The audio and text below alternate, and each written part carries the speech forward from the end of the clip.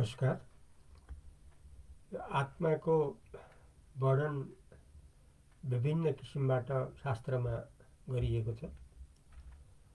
मुक्तिको लागि, मोक्ष प्राप्तिको लागि, सदा सुख शान्तिको लागि, परिपूर्णताको लागि आत्माको वर्णन मुक्ति शास्त्रमा, ज्ञान शास्त्रमा, धार्मिक शास्त्रमा यसको विभिन्न किसिमले वर्णन गरिएको छ। ती वर्णनहरू जानेर, ती उपदेशहरू जानेर हामीहरूले अभ्यास गरेका हुन्छौँ। तर जो अभ्यास हो त्यो सधैँ अभ्यासै अभ्यास चाहिँ होइन। अभ्यास कहिलेसम्म हो भने जबसम्म टुङ्गो लाग्दैन, जबसम्म अन्तिममा पुगिँदैन, जबसम्म आत्मा मात्रको अनुभव हुँदैन, जहाँसम्म आत्मै आत्मा मात्रको अनुभव हुँदैन, तबसम्म मात्रै आत्माको अभ्यास हो। जब केवल आत्मामा परिणति हुन्छ र केवल आत्माको नै अनुभव हुन्छ, आत्मादेखि अरू कुनैको पनि कुनै प्रकारले पनि अनुभवै हुँदैन। आत्मादेखि बाहेक जे जति अनुभव सबै आत्मा रूपले नै हुन्छ। यस्तो स्थितिमा त्यो अभ्यास पनि समाप्त हुन्छ। अब आत्मज्ञानको अभ्यास र अरू अभ्यासमा फरक हुन्छ।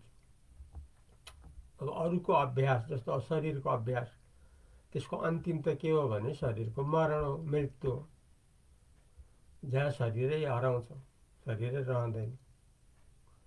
शरीर र शरीरको साधनबाट पाइने अभ्यासबाट त आखिर त शून्य हात लाग्यो। काम लाग्ने त हात लागेन, किनकि शरीरलाई आफू भनी ठानेको त्यही नै समाप्त भयो।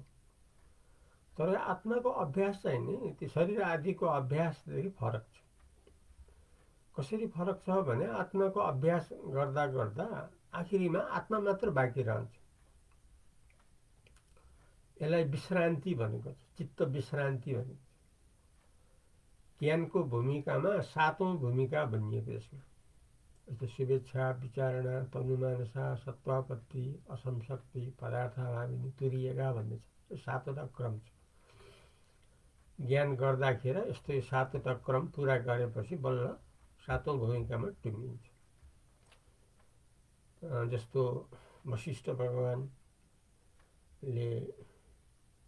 दशरथ पुत्र श्री रामचन्द्रजीलाई उपदेश दिँदै दिँदै दिँदै जानु हो। तर 7औं भूमिकामा पुगेपछि त्यहाँ वशिष्ठ भगवानले उपदेश दिनु पनि सम्भव हुँदैन। किनकि कसलाई उपदेश दिने, के उपदेश दिने, कसले उपदेश दिने, किनकि त्यहाँ आत्मा मात्रैमा परिणत भयो सबै। अब आत्माले आत्मालाई उपदेश दिनु त कुनै अर्थ भएन, आवश्यक पनि भएन। किनभने मुक्तिको लागि उपदेश गरिने हो। मुक्त स्वरूप आत्मा हो, आत्मामा टुङ्गियो, आत्मामा बदलियो, बाँकी रह्यो केवल आत्मा। भनेपछि त्योभन्दा अगाडि बढ्ने त ठाउँ भएन नि। यसलाई विश्रान्ति भन्छ। जस्तो खोला, नदी, समुद्रको प्रसङ्गमा धारोको जो छ त्यो बग्दै बग्दै बढ्छ, अगाडि बढ्छ। त्यो अनि धेरै धाराहरूको पानी मिलेपछि फेरि त्यसले खोलाको रूप लिन्छ। फेरि खोलाहरू धेरै मिसिएपछि फेरि नदीको रूप लिन्छ। नदी बग्दै बग्दै बग्दै बग्दै सधैँ त बग्दैन नि नदी। समुद्रमा नपुग्दासम्म मात्रै बग्ने हो। समुद्रमा पुगेपछि, समुद्रमा मिसिएपछि त त्यो नदी बग्ने काम त सिद्धियो नि, किनभने समुद्रमा परिणत भयो।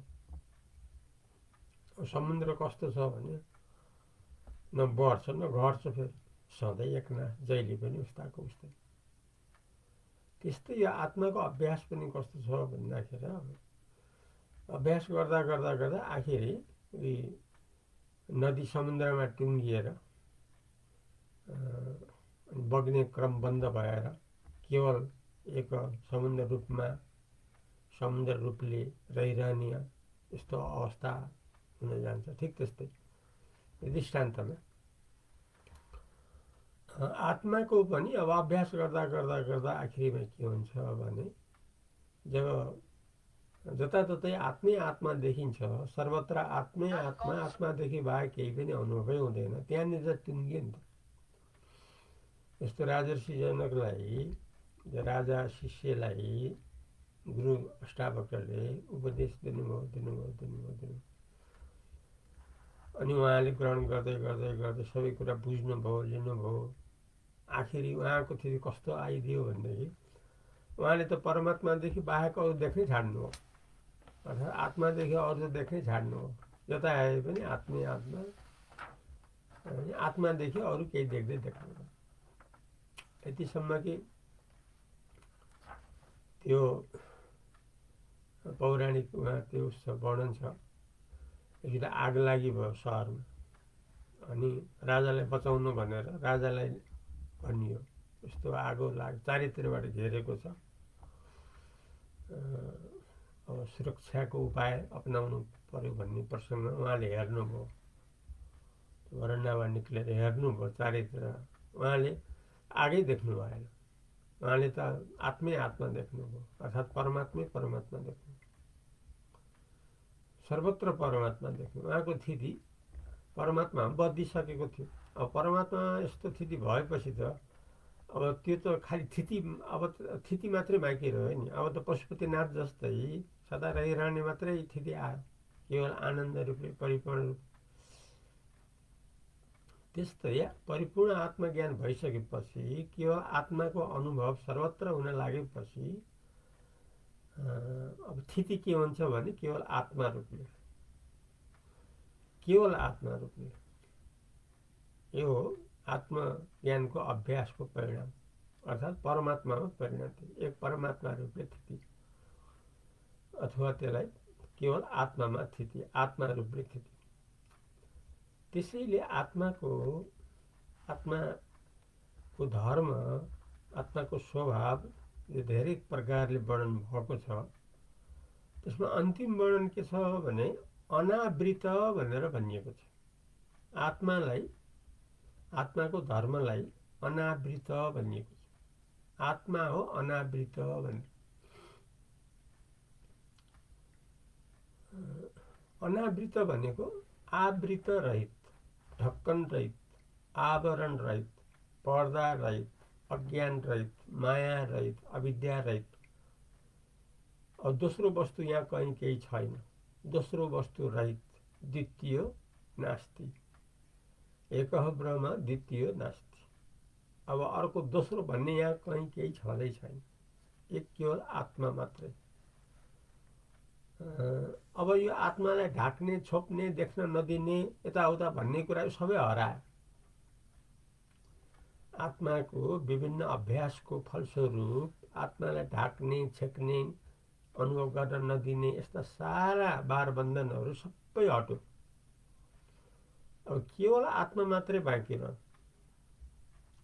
यस्तो आत्मा मात्रै बाँकी रहेको जो अनुभव हो त्यसलाई भन्छ अनावृत, ढक्कन रहित, आवरण रहित, पर्दा रहित, छेकबार रहित, केवल आत्मै आत्मा, सर्वथा आवरण रहित भनेको छ। अनावृतलाई भनिएको छ के भने सर्वथा, हर हालतमा, आवरण रहित भनेको पर्दा रहित, अज्ञान रहित, ढक्कन रहित, अविद्या रहित, माया रहित, यस्तो केवल एक अद्वितीय परिपूर्ण आत्मा। त्यसैले अन्तिम उपदेश के भनिन्छ भने एक आत्मा, अद्वितीयता, अखण्डता, सच्चिदानन्द स्वरूपको प्रकाशता भनिन्छ। यसैलाई फेरि अर्को शब्दमा स्वयं प्रकाश, एक अखण्ड अद्वितीयता, परिपूर्णता, सच्चिदानन्द स्वरूपको अनुभव। स्वयं प्रकाश, एक अखण्ड अद्वितीयता, परिपूर्णता, यस्तो भनिएको छ। त्यो बाहेक अरू कुनै केही कहीँ वास्तवमा छैन, यस्तो भनिएको। यो चाहिँ नि चित्त विश्रान्ति हो, चित्त नष्ट हो। छेकबार गर्ने त चित्त हो। चित्त भनेको शरीर संसार, शरीर संसारलाई छोटकरीमा चित्त भनिन्छ। चित्त भन्नु शरीर संसार भन्नु एउटै हो। अब आत्मज्ञानको प्रभावले चित्त त नष्ट भयो। चित्त भनेको शरीर संसार भाव नष्ट भयो। किन अज्ञान नष्ट भयो। अज्ञान नष्ट भएपछि अज्ञानको कार्य जीव जगत नष्ट भयो। बाँकी रह्यो केवल एक आत्मा परिपूर्ण। यस्तो स्थितिमा आत्माको स्वभाव हुन आउँछ अनावृत, आवृत रहित। त्यसैले आत्मालाई के भनिन्छ भने भगवान भनिन्छ। आत्मा भगवान भनिन्छ। शिव भनिन्छ, शिवा भनिन्छ। पुल्लिङ्ग स्त्रीलिङ्गको दृष्टिकोणबाट पनि यसलाई शिव र शिवा पनि भनिन्छ। तर एउटै वस्तु, तत्त्व एउटै। यसरी आत्माको अभ्यास गर्नेहरूको स्थिति आखिरीमा गएर शिवमा परिणत हुन्छ, शिवामा परिणत हुन्छ। शिव शिवामा परिणत हुन्छ। यो हो एक आत्मा, यो हो केवल भगवान। अब यो जो स्थिति हो, यो स्थितिलाई चिदाकाश पनि भनिन्छ।